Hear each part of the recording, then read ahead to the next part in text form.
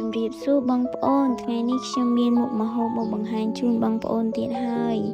ដែលមុខម្ហូបនឹងមានរសជាតិហឹរជូរហើយក៏ឈ្ងុយតើទៅមើលរបៀបធ្វើទាំងអស់គ្នាបងប្អូនមុនដំបូងយើងមកហាន់ស្លឹកក្រូចឲ្យវាល្អិតសិនបងប្អូនទុកយកទៅធ្វើជាទឹកសោះ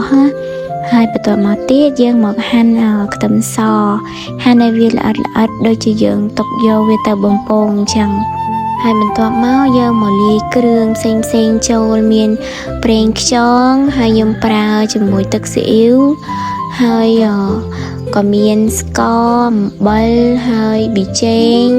ហើយខ្ញុំថែមម្សៅស៊ុបខ្នុរទៀតហើយមានម្ទេសហុយទៀតបងប្អូនហើយយើងលាយវាឲ្យសព្វទៅយើងកូរវាចូលជាតិគ្នាល្អហើយយើងទុកវាដាច់ដោយឡែកសិនបងប្អូនហើយមុននឹងយើងអាំងយើងស្រោះកាភ្លៀងជ្រូកនឹងសិនបងប្អូនដោយសារតើឲ្យវាឆាប់ឆ្អិនហើយនិយាយទៅវាអត់ស្វិតដូចយើងអាំងវាអត់ទាន់ស្រោះចឹងយើងស្រោះវាប្រហែលជា15នាទី20នាទីល្មមសាច់យើងមើលទៅវាផុយចាំយើងស្រង់មកបងប្អូនហើយយើងយកគ្រឿងសោះដែលយើងលាយនឹងមកលាបពីលើ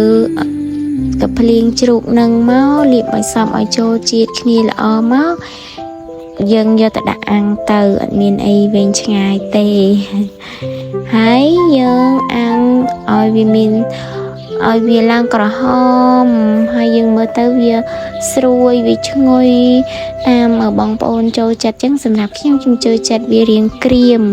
ចឹងខ្ញុំអាំងវារហូតដល់វាក្រៀមតែខ្ញុំយកវាមកហាន់ខ្ញុំហាន់វាជាចំណិតដោយសារថ្ងៃនេះខ្ញុំបានបង្ហាញជូនបងប្អូនពីរបៀបធ្វើទឹកជ្រលក់ទេដោយសារតែទឹកជ្រលក់យើងធ្វើជាធម្មតាយើងធ្វើទឹកត្រីកោះកុងពេលអញ្ចឹងទៅខ្ញុំក៏បានបង្ហាញជូនបងប្អូនដែរសម្រាប់បន្លែខ្ញុំថ្ងៃនេះខ្ញុំមានស្ពៃបូកូទឿមានទឹកសក់ហើយមានសាឡាត់ហើយរួចរាល់ហើយបងប្អូនខ្ញុំមានតែប៉ុណ្្នឹងឯងបើសិនជាខ្ញុំមានកំហុសឆ្គងអីសូមអធិស្ឋានផងបងប្អូនហើយជួបគ្នានៅវីដេអូក្រោយទៀតណាបងប្អូនជម្រាបលា